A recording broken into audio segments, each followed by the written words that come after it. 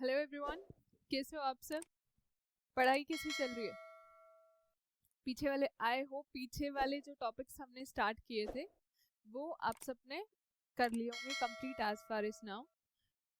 Human system को आगे further study करते हुए उसके कुछ बेसिक सिस्टम से स्टार्ट करेंगे। अब हम प्लांट्स को भी इंक्लूड करेंगे या बाकी ऑर्गेनिजम्स को भी इंक्लूड करेंगे कि उनका सिस्टम कैसे काम कर रहा है, या वो अपनी डे टू डे लाइफ में जितने भी फंक्शंस परफॉर्म कर पा रहे हैं जिनकी वजह से उनका अर्थ पे सर्वाइवल है, वो as a living entity behave कर रहे हैं। उन सारे प्रोसेसेस में से एक और प्रोसेस है जिसको हम सबसे इम्पॉर्टेंट प्रोसेस है, जो हम दिन की शुरुआत जिसके साथ करते हैं, खाना खाना। फट से दिमाग में क्या आता है कि खाना खाना है, भूख लगी है, राइट?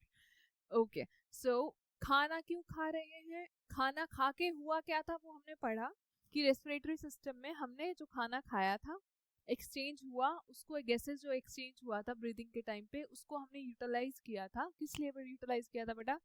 खाने को तोड़ने के लिए।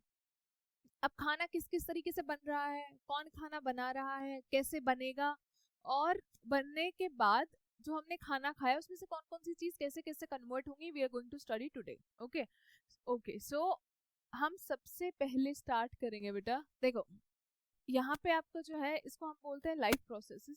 लाइफ प्रोसेसेस होता क्या है बेटा?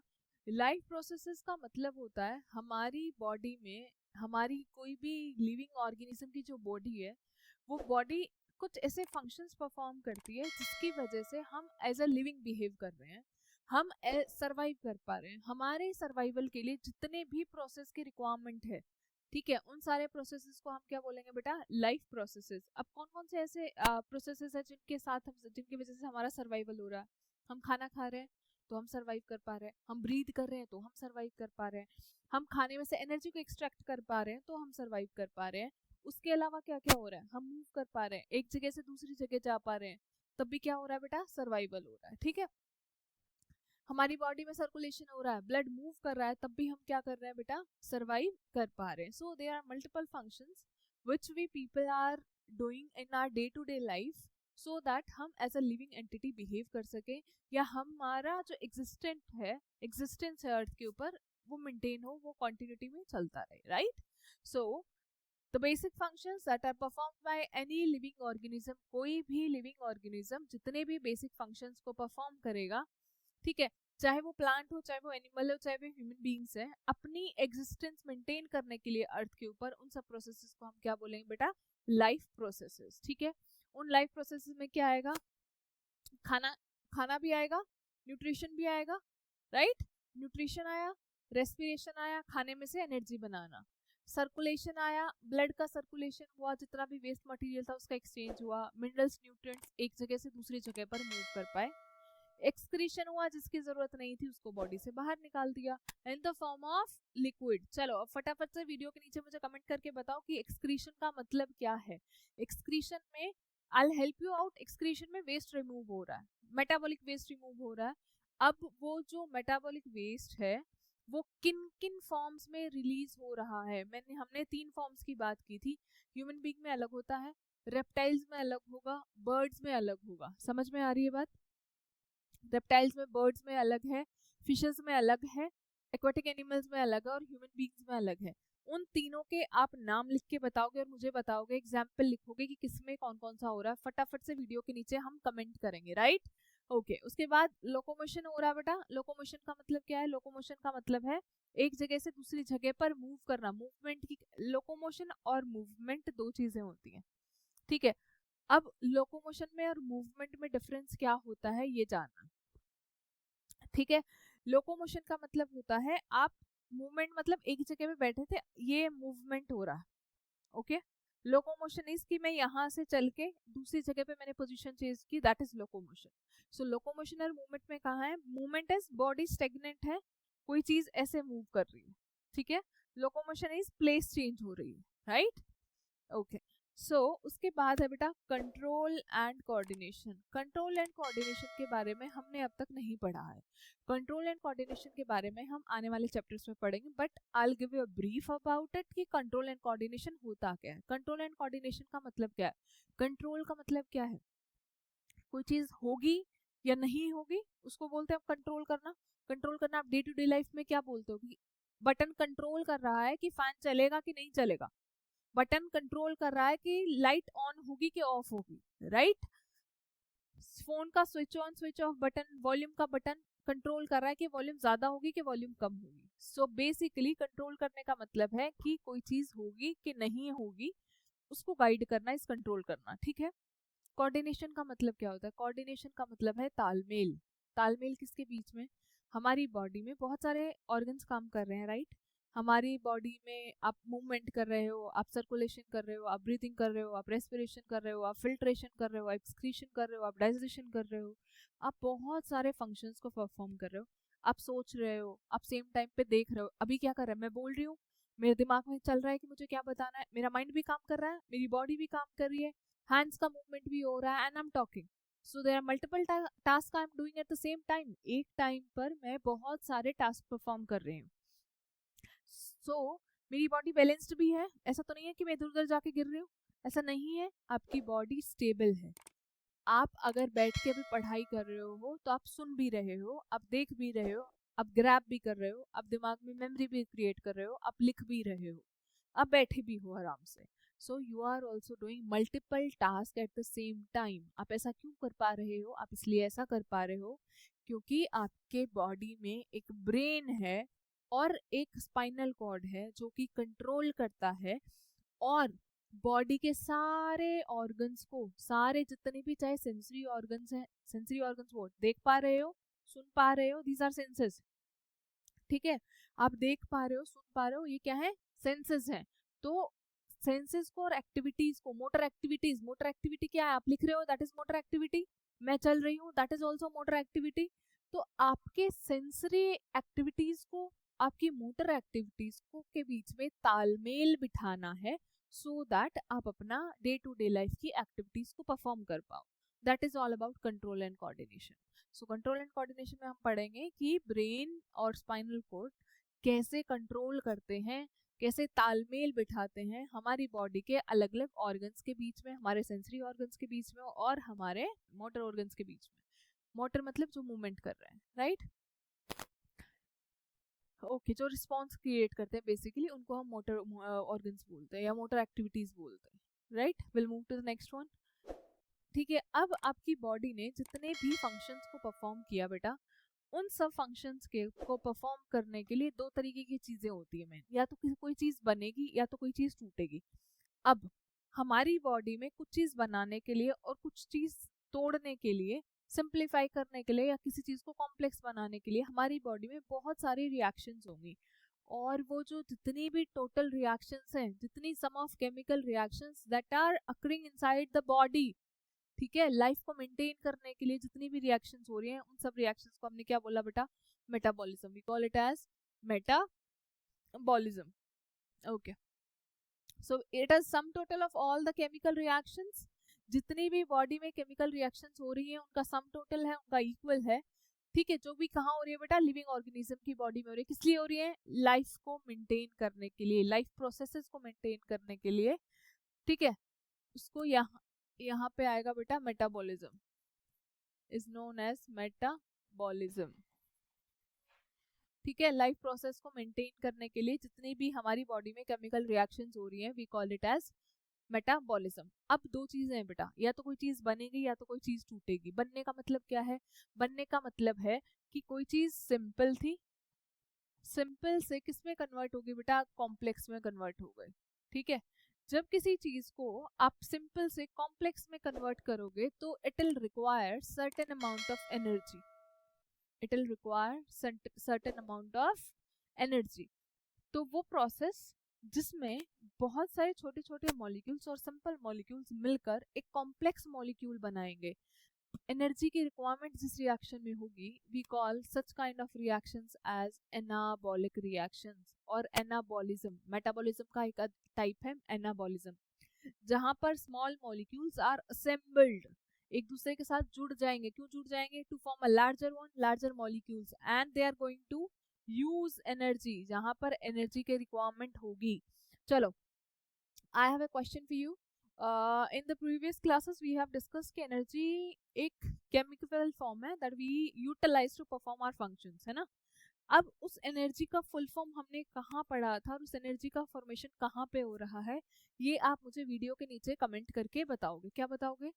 एनर्जी किस फॉर्म में यूज हो रही है, दूसरी बात उस एनर्जी को हम कैसे यूटिलाइज कर रहे हैं, ठीक है, उस एनर्जी को हम फॉर्मेशन कहाँ पे हो रहा है और उसका फुल फॉर्म क्या है, राइट। ओके, उसके बाद में हम बात करते हैं बेटा दूसरे टाइप ऑफ मेटाबॉलिज्म के बारे में। दूसरा मेटाबॉलिज्म है कैटाबॉलिज्म। कैटाबॉलिज्म क्या है? ये इसका रिवर्स है बेटा। रिवर्स क्यों है? जहां पर कॉम्प्लेक्स मॉलिक्यूल्स का क्या होगा बेटा? ब्रेक डाउन होगा। क्या होगा? ब्रेक डाउन होगा सिंपल मॉलिक्यूल्स में। इसी रिएक्शन को, इस फॉर्म ऑफ रिएक्शन को हम क्या बोलते हैं? Catabolism. Catabolism, C for catabolism and C for cut. When something is being cut, something is being broken down, वो किसी छोटे छोटे पार्ट्स में तोड़ दी जा रही है, so we call it as catabolic reaction or catabolism, ठीक है। So it is basically large molecules are being broken down into smaller ones, right? And जब टूटेंगे तो एनर्जी क्या होगी? Release. So you understand the difference in between that. Catabolism में energy release हो रही है because something is broken down, something is broken down. अगर कुछ टूट रहा है तो it will release out some energy, right. और एनाबॉलिक रिएक्शंस में जब आप किसी चीज को फॉर्मेशन बन रहे हो, जब आप कोई नई नई चीज को पढ़ना सीखते हो, आप करना सीखते हो, अपनी बायो, कुछ बच्चे ऐसे होंगे जिन्होंने बायो अभी अभी सीखी है, उतने लेवल पर नहीं पढ़ी थी, है ना, तो वो क्या कर रहे हैं, अभी उसमें ज्यादा इनपुट डाल रहे हैं। That input is your energy. आपको ज्यादा एनर्जी लग रही है। अभी हो सकता है कुछ बच्चे ऐसे हों जिनको कैलकुलेशन करने में स्टार्टिंग में टाइम लग रहा हो because they are not habitual, और या कुछ मेरे जैसे होंगे जिनको मैथ्स नहीं पसंद होगा, है ना। तो उसमें क्या होगा बेटा, जहां पर आपको जो चीजें करनी पसंद नहीं होती है या जो सिंपल से आपको कॉम्प्लेक्स की तरफ जाना पड़ता है, तो इट टेक मोर एनर्जी। जब आप नॉर्मल ग्रेजुएशन कर रहे होगे, नॉर्मल स्कूल में पढ़ रहे होगे, तो आप उतने अटेंटिव नहीं होगे। लेटर ऑन स्टेजेस जब आपको पता लगा कि yes we are suppose to reach to some goal and we are suppose to be you know very particular about the things, तो आपने इनपुट देना स्टार्ट किया, अपने एनर्जी देनी स्टार्ट की, है ना। So that is anabolism. आप बेसिकली कर रहे हो, आप सिंपल से कॉम्प्लेक्स की तरफ जा रहे हो, आप नई नई बातें सीख रहे हो, right. Okay, will move to the next. अब ये सारे रिएक्शंस, इन सब चीज़ों के लिए हमें खाने की सबसे ज़्यादा ज़रूरत है। लाइफ प्रोसेस में सबसे इंपॉर्टेंट कंसेप्ट, सबसे ज़्यादा ज़रूरी जो चीज़ फोकस हम जिस पे करते हैं, हम सब पढ़ाई ये सब चीज़ें क्यों कर रहे हैं? खाने को 2 वक्त की रोटी चाहिए इसलिए नहीं, खाने को 2 वक्त की रोटी नहीं चाहिए, आजकल सबको पिज़्ज़ा चाहिए, है ना। चलो, तो will talk about nutrition. Nutrition क्या होता है बेटा? न्यूट्रिशन का मतलब है वो प्रोसेस जिसमें कोई भी ऑर्गेनिज्म फूड का इनटेक कर रहा है, आप खाना खा रहे हो, ठीक है। The process in which an organism intake food, और उसी खाने को, उस खाने के अंदर जो न्यूट्रिएंट्स प्रेजेंट है, उस न्यूट्रिएंट्स को यूटिलाइज कर रहा है। किसको यूटिलाइज कर रहा है बेटा? न्यूट्रिएंट्स को यूटिलाइज कर रहा है। उस प्रोसेस को हमने क्या बोला? न्यूट्रिशन बोला। क्या बोला? न्यूट्रिशन। वो मोड, वो प्रोसेस जिसमें हमने फूड का इनटेक किया, और फूड का इनटेक करने के बाद उसके अंदर जितने भी मिनरल्स एंड न्यूट्रिएंट्स प्रेजेंट थे, उसके अंदर कोई विटामिन्स प्रेजेंट थे, प्रोटीन्स प्रेजेंट थे, कार्ब्स प्रेजेंट थे, ठीक है, उन सब को हमने एब्जॉर्ब कर लिया। क्यों एब्जॉर्ब कर लिया? क्योंकि यही प्रोटीन्स, ठीक है, क्योंकि यही प्रोटीन्स, विटामिन्स, ठीक है, या फिर कार्ब्स या फिर फैट, ये सब क्या काम करेंगे बेटा? They all will work as respiratory substrate. What do you mean by respiratory substrate?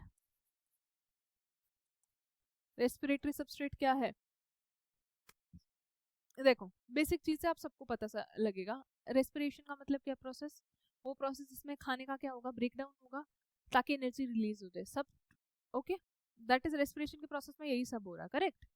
Substrate का मतलब क्या है? सबस्ट्रेट का मतलब है ऐसा मॉलिक्यूल जिसके ऊपर कोई भी प्रोसेस होगा, जो किसी भी प्रोसेस का raw material, as a raw material काम करेगा, या जिसके ऊपर एंजाइम्स एक्ट करेंगी, जिसको तोड़ के एनर्जी रिलीज की जाएगी, that would be known as respiratory substrate, right. So protein से भी एनर्जी मिलेगी, प्रोटीन को तोड़ के एनर्जी निकालेंगे, कार्ब्स को भी करके ब्रेक डाउन करेंगे, फैट को भी ब्रेक डाउन करेंगे। यहाँ पे विटामिन बिल्कुल रेयर टू रेयर केसेस में यूज होता है, it is not used as such. So respiratory substrate में जनरली प्रोटीन, कार्ब्स और फैट्स को यूज किया जाता है, right.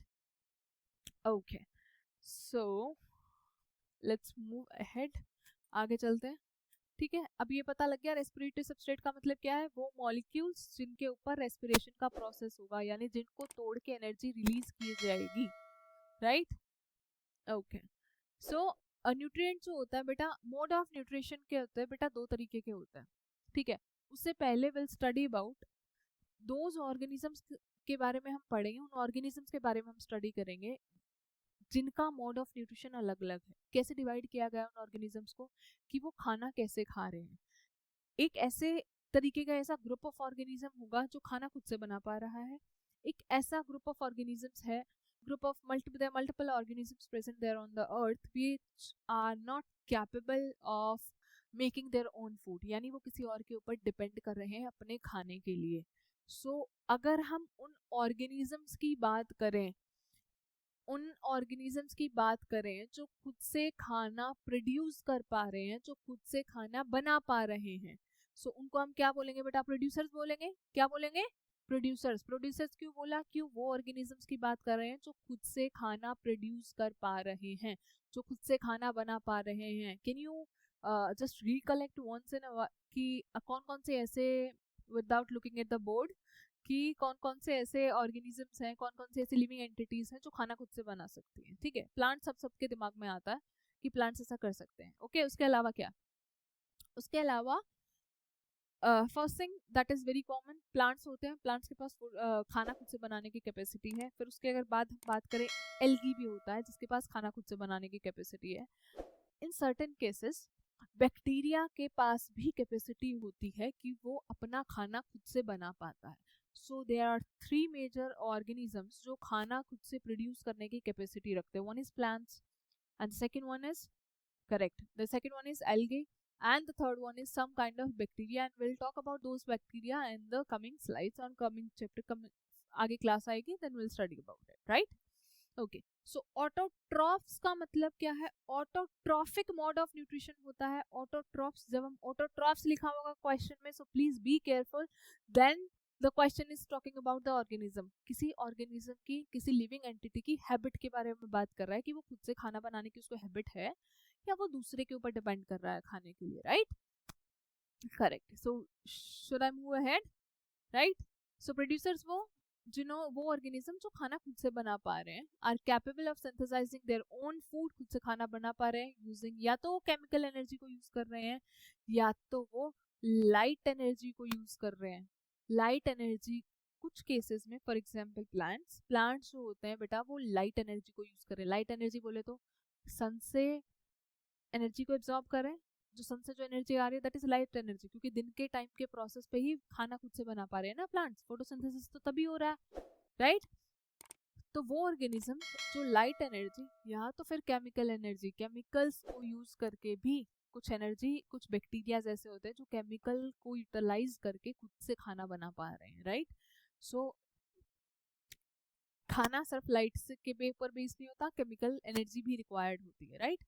Okay, then will talk about another group of organism जिनको हम क्या बोलते हैं बेटा, हेट्रोट्रॉफ्स। क्या बोलेंगे हम, हेट्रोट्रॉफ्स। हेट्रोट्रॉफ्स का मतलब क्या होता है, वो ऑर्गेनिजम्स जो खाना खाते हैं, बैठे बैठाए तुम्हारी तरह है कि बैठे बैठाए टेबल पे बैठ के खाना दे दो, हमको खाना बनाना नहीं आता है, ओके।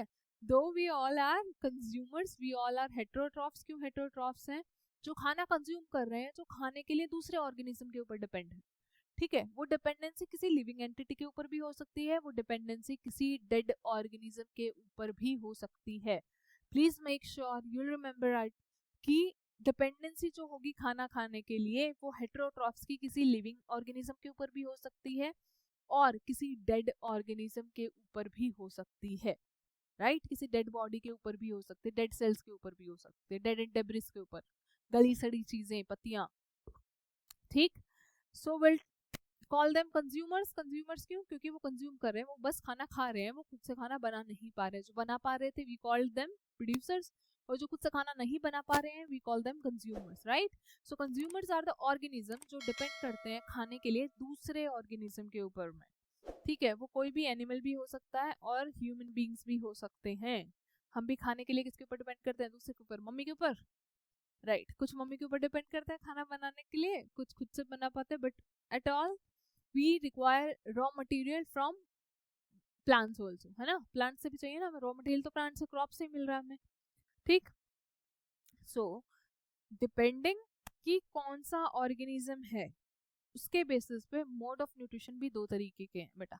देखो, एक तो है ऑटोट्रॉफिक मोड ऑफ न्यूट्रिशन और एक है heterotrophic mode of nutrition. Please आप बिल्कुल ध्यान से सुनेंगे कि ऑटोट्रॉफ्स और ऑटोट्रॉफिक मोड ऑफ न्यूट्रिशन में there is a difference. If autotrophs is written then the question is asking you about the organism कि उनकी कैपेसिटी है कि नहीं है खाना बनाने की। अगर ऑटोट्रॉफिक की बात कर रहा है तो वो उनके मोड ऑफ न्यूट्रिशन को ऑलरेडी बता रहा है कि वो खाना खुद से बना नहीं पाते हैं। वो अब ऑर्गेनिज्म की बात नहीं कर रहा है, उनकी आदत की बात कर रहा है कि वो खाना नहीं बना सकते हैं। उनका करेक्टर बता रहा है कि वो खाना खुद से बना सकते हैं कि नहीं बना सकते।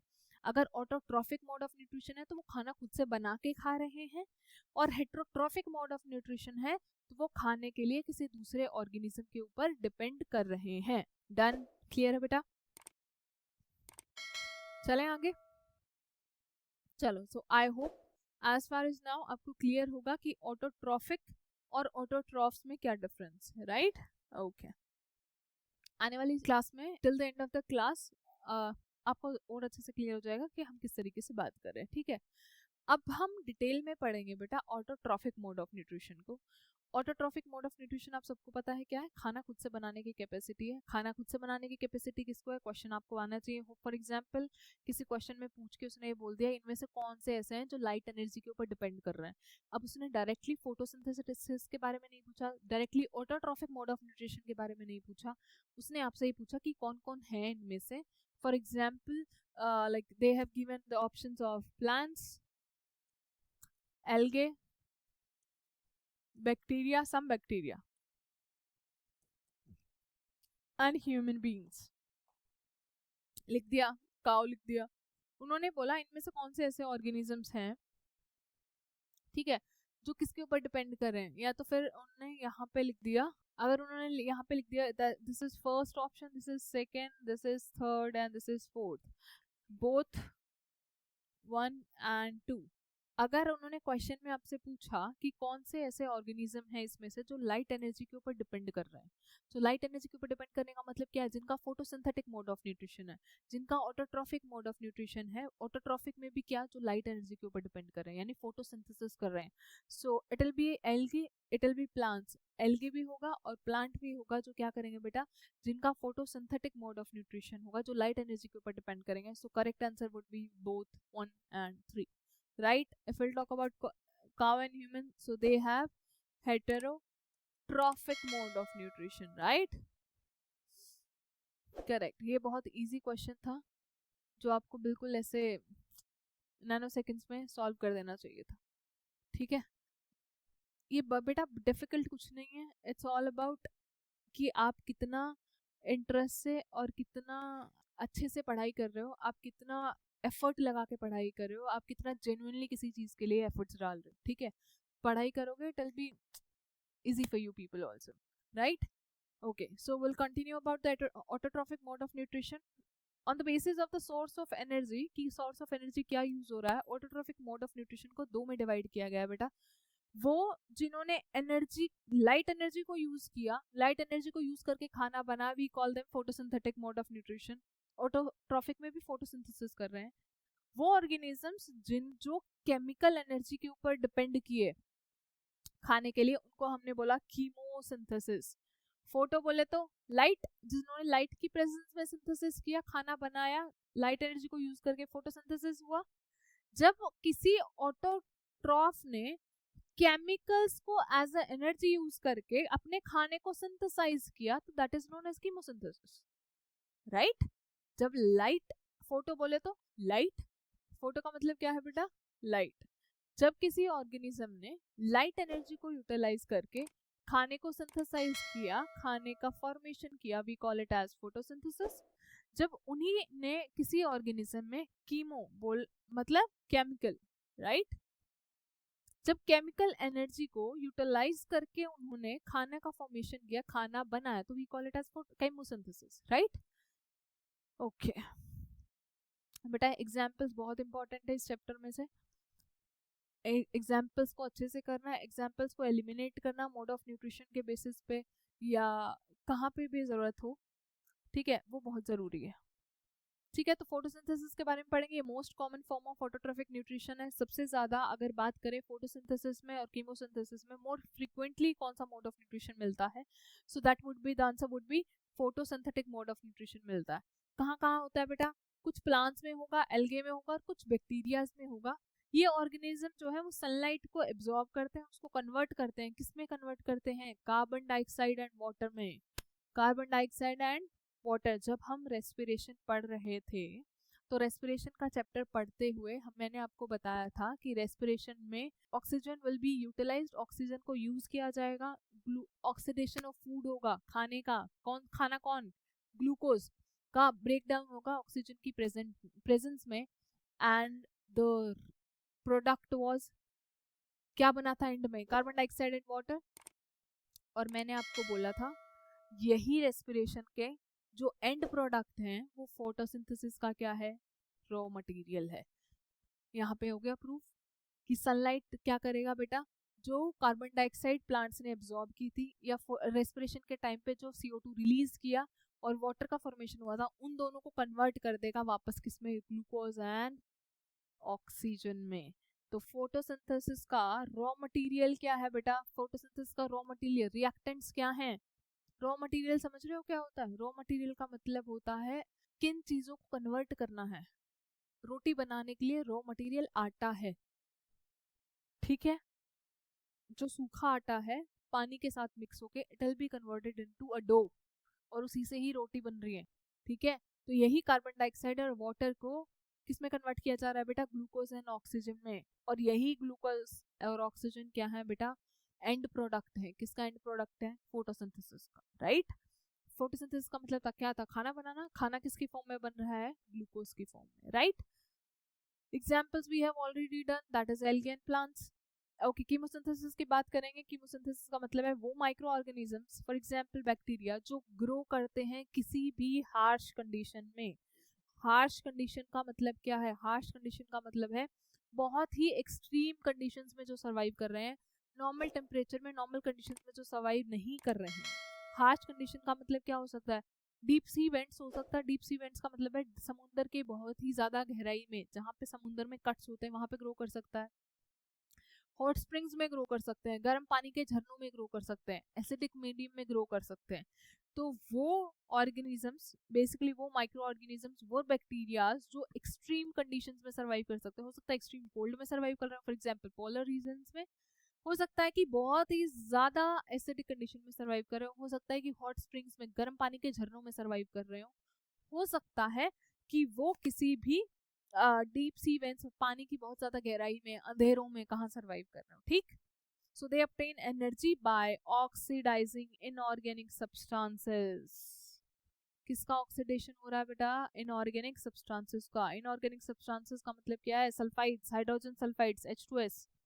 यहाँ पर लाइट एनर्जी का यूटिलाइजेशन नहीं होगा। यहाँ पे मैंने एग्जाम्पल लिखा है पैराकोकस बैक्टीरिया। एक बैक्टीरिया का एग्जाम्पल है जो केमिकल एनर्जी, हाइड्रोजन सल्फाइड को यूज करेगा, वो as a raw material, as a form of energy, as a chemical energy use करेगा, राइट। सो आपको यहाँ डिफरेंस पता होना चाहिए फोटोसिंथेसिस और कीमोसिंथेसिस में। एनर्जी की फॉर्म का डिफरेंस है। यहाँ पे लाइट एनर्जी यूटिलाइज हो रही है, यहाँ पे केमिकल एनर्जी यूटिलाइज हो रही है।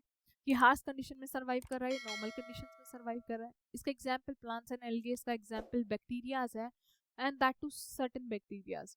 और सल्फाइड, सल्फर कंडीशंस में बहुत सारे बैक्टीरियाज हैं जो ग्रो करते हैं, ठीक है। उन्हीं के क्योंकि वो सल्फर मीडियम में ग्रो कर रहे हैं, सो सल्फर या सल्फर मीडियम में, फॉस्फोरस मीडियम, इन सब और इनऑर्गेनिक सब्सटेंस के सराउंडिंग में ग्रो कर रहे हैं, उनसे एनर्जी एक्सट्रैक्ट करके ग्रो कर रहे हैं, उनसे एनर्जी एब्जॉर्ब करके अपना खाना बना रहे हैं, राइट। क्लियर है बेटा यहाँ तक? चलो ठीक है, अब हम पढ़ेंगे फोटोसिंथेसिस को डिटेल में। फोटोसिंथेसिस को डिटेल में पढ़ने का मतलब क्या है? फोटोसिंथेसिस का मतलब क्या है? अब हमने पढ़ा था कि खाना खुद से बन रहा है। खाना कौन से प्रोसेस से बन रहा है? फोटोसिंथेसिस के प्रोसेस से बन रहा है। अब हम फोटोसिंथेसिस के प्रोसेस को बेटा डिटेल में पढ़ेंगे। फोटोसिंथेसिस के प्रोसेस को डिटेल में पढ़ने का मतलब क्या है? इसका मतलब ये है कि हम ये पढ़ेंगे कि फोटोसिंथेसिस कहाँ पे हो रहा है, प्लांट्स में हो रहा है। प्लांट्स में कौन सा ऑर्गेनली है, कौन सा ऐसा सेल के अंदर स्ट्रक्चर प्रेजेंट है जो कि फोटोसिंथेसिस करने के लिए रिस्पॉन्सिबल है? समझ में आ रही है? कौन सी ऐसी पिगमेंट्स हैं जो लाइट एब्जॉर्ब कर पा रही है, कौन से ऐसे रिएक्शंस हो रहे हैं जिनमें कन्वर्जन हो रही है।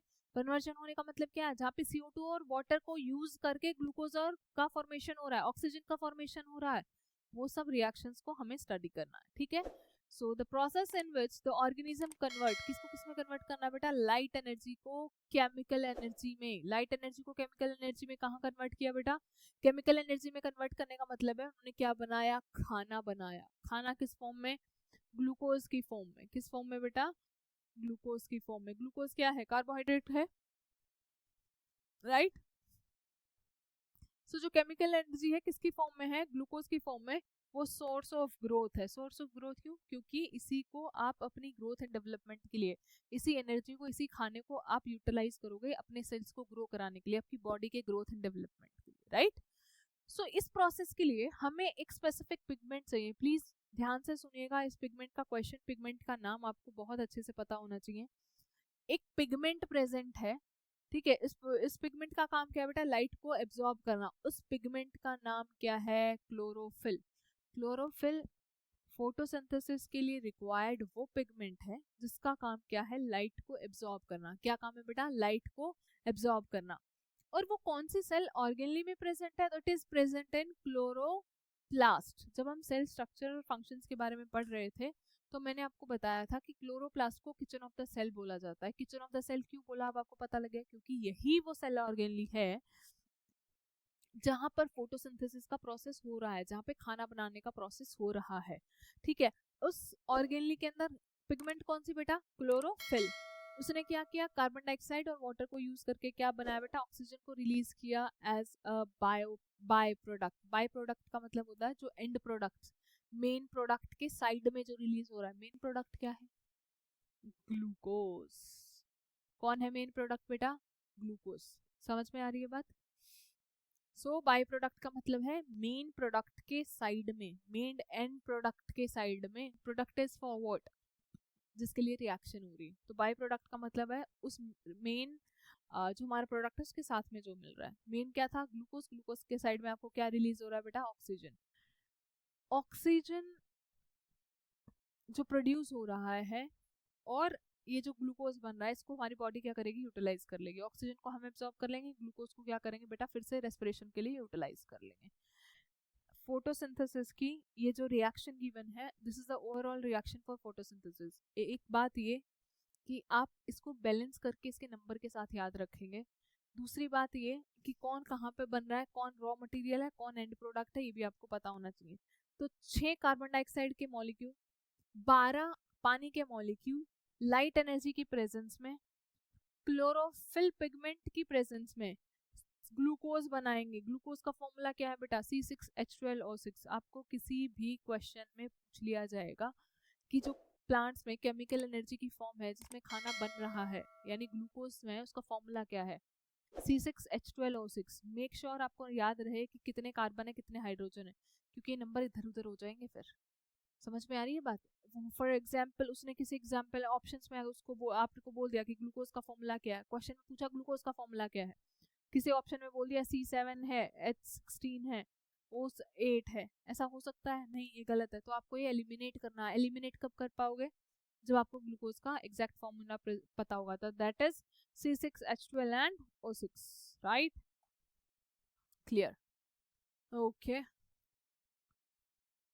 ठीक है। उसके साथ साथ क्या बन रहा है बेटा?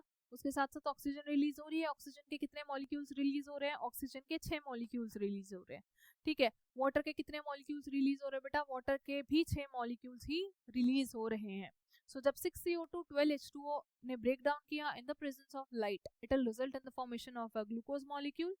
उसके साथ में 6 ऑक्सीजन के मॉलिक्यूल्स बन रहे हैं और 6 ही वाटर के मॉलिक्यूल्स का फॉर्मेशन हो रहा है। So this is all the photosynthesis की जो रिएक्शन है, overall reaction of photosynthesis, right? आगे चले, यहां तक क्लियर है बेटा? यहां तक कोई डाउट? अगर आपको कोई डाउट है किसी चीज में, किसी क्वेश्चन में, किसी पॉइंट में, तो आप बिल्कुल वीडियो के नीचे कमेंट करके लिख सकते हैं, पूछ सकते हैं कि अगर आपको कहीं पे कोई डाउट है तो, ठीक है। अब ये जो आपको स्ट्रक्चर दिखाई दे रहा है बेटा, ये स्ट्रक्चर है किसका? क्लोरोप्लास्ट का। किसका स्ट्रक्चर है? क्लोरोप्लास्ट का। क्लोरोप्लास्ट क्या है? क्लोरोप्लास्ट हमने अभी अभी पढ़ा है, वो मेन साइट ऑफ फोटोसिंथेसिस है। साइट ऑफ फोटोसिंथेसिस का मतलब क्या? अब तक तो आपको ये पता था कि प्लांट्स में फोटोसिंथेसिस हो रहा है। प्लांट्स में कौन सी सेल ऑर्गेनली में हो रहा है? तो प्लांट की प्रॉपर सेल ऑर्गेनली जहां पर फोटोसिंथेसिस का प्रोसेस हो रहा है, that is known as chloroplast. Chloroplast cell organelle है। और अगर क्वेश्चन में उन्होंने आपसे पूछा कि पिगमेंट कौन सी है जो लाइट एब्जॉर्ब कर रही है, क्लोरोप्लास्ट लाइट को एब्जॉर्ब नहीं कर रहा है, क्लोरोप्लास्ट के अंदर पिगमेंट प्रेजेंट है, and that pigment is known as chlorophyll. और यही पिगमेंट क्या है, इसका काम क्या है बेटा? To absorb the light. समझ में आ रही है बात? क्लियर है? अब एक बार हम क्लोरोप्लास्ट के स्ट्रक्चर को स्टडी करेंगे, ठीक है, उसके बाद में हम आगे बढ़ेंगे, राइट?